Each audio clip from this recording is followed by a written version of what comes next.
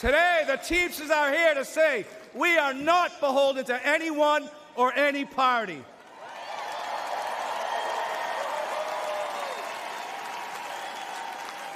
We will create an agenda and work with a bipartisan coalition ready to accomplish something real for the American worker.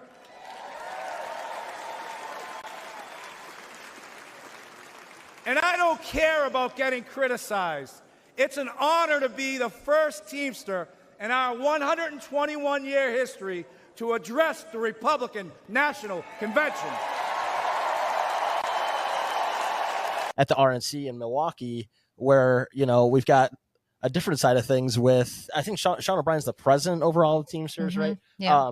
Of him giving a speech at the RNC, which I think was the first time a union president had spoken at the RNC in decades, if ever. So what was your takeaway from that? Because obviously with the conversation we just had, you know, people can state that there's things like, you know, him speaking, he didn't, you know, I know at least from the what I read is that, you know, they didn't actually endorse Trump, but he also had the longest speaking time there. He is speaking, he praised J.D. Vance, all these different things. What was your takeaway from that? I think I saw you were obviously not a fan of him doing that. I think I saw you say a few things online, but what was your takeaway from that?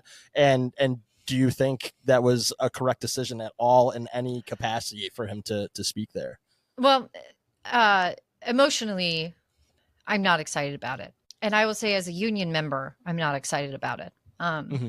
One need only look at a past Trump administration's handling of NLRB appointments, for example, to the GOP as it currently is set up will do in a future Trump administration as it relates to workers' rights and any sort of possible like gains that workers would make under a GOP administration. The calculus feels wonky to me. And I know that there's a not insignificant amount of individuals who will say, well, Sean O'Brien got up in front of clearly not excited crowd of union busters, small business owners, corporate billionaires, so on and so forth, to talk about workers' rights and to try and strike a sort of bipartisan middle of the road conversation about furthering workers' rights. And they would say, you know, your run-of-the-mill conservative who's watching the RNC from home might suddenly take that as like a seed in their minds that could then lead to further organizing in the workplace, which, okay, that's great. But like, what is the calculus there? Like, what is the cost of that? You know, O'Brien may be able to secure concessions for Teamsters in the future by trying to play this sort of across the aisle, middle of the road, bipartisan sort of space, but he may not. Right. And history dictates that it doesn't really work out when you're trying to court these particular populist candidates or representatives in the Republican Party. And I know that O'Brien has submitted a request to also give a speech at the DNC. So, you know, my question for those Teamsters who are right-leaning, who do see this as a opportunity that says, you know, see, Sean O'Brien's on our side, our politics matter. Are they going to view him stepping in front of the DNC in August and giving a similar speech as a betrayal? Right. That's a question to ask, you know? So it's just, I don't understand the utility of it. I'm not saying that sitting in front of the DNC, as I'm sure Sean Fain may give a speech at the DNC in a similar vein as he did at Netroots. As you know, the UAW has endorsed Biden's reelection campaign. I don't necessarily see that as a good thing either, because the Democratic Party, while being better on labor, you have to concede that the bar is like subterranean. And even though Biden's administration has been the best on labor in decades, again, that bar is very low. And so, you know, I'm not saying that's a better thing, right? But I do think that in this current political climate, the Teamsters still not endorsing either party, you know, and sending money from their PAC to both parties, you know, donating the same amount of money may be misguided. Yeah. And maybe lending legitimacy to an administration that we already know what 4 years of a Trump administration for workers' rights looks like. It looks like landmark NLRB decisions being rolled back by a Trump-appointed board.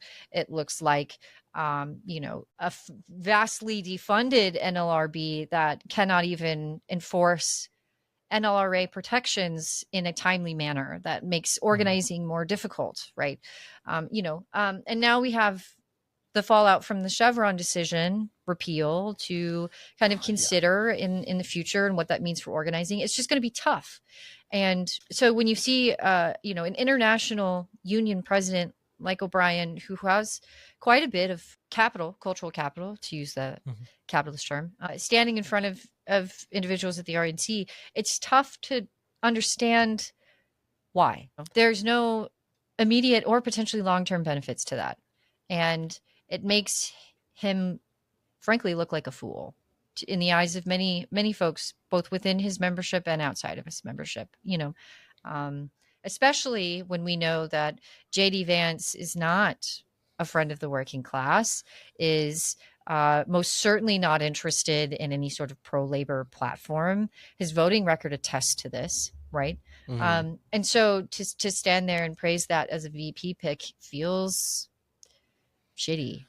Feels pretty gross. Yeah. I think that was the thing for me that kind of put the nail in the coffin on it. Cause like I was interested when I saw Sean O'Brien was speaking at the RNC, I just like was perplexed. I didn't really know what to think of it.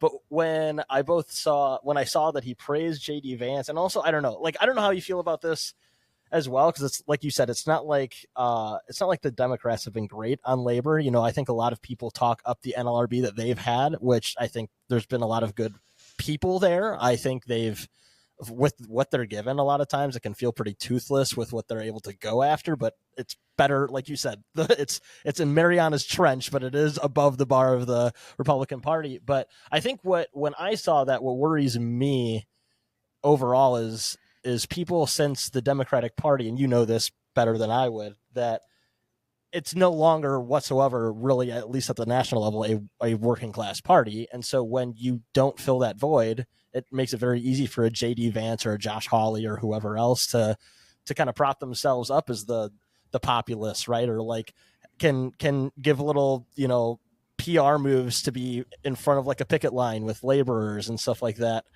There's that video of J.D. Vance is pretty famous where I think his opponent said like, "Oh, it's your first time here," kind of deal, going for a photo op.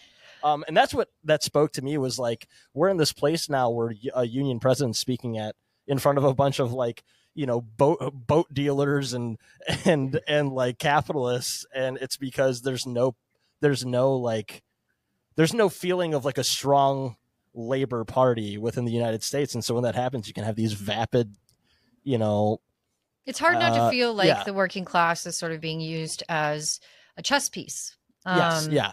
Right. When we know that an organized working class has a lot of political power. And so do these top party officials, right. That's why over the last 5-8 years, there's been a lot of work done to court these sort of endorsements or what have you. Right. Right. But when it actually sort of like plays out, the working class is consistently fucking screwed. Constantly. Yeah. And really, it feels like a distraction from what working class organizers, union organizers, the labor movement writ large is trying to do in terms of improving working conditions and living conditions for, all. Right. I get frustrated.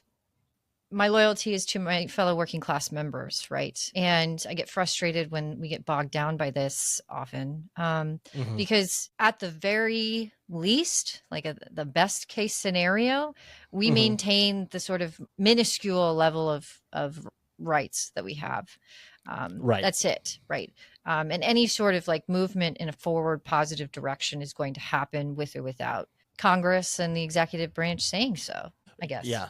Does that make sense? Yeah. It does. It absolutely makes sense. I'm right there with you.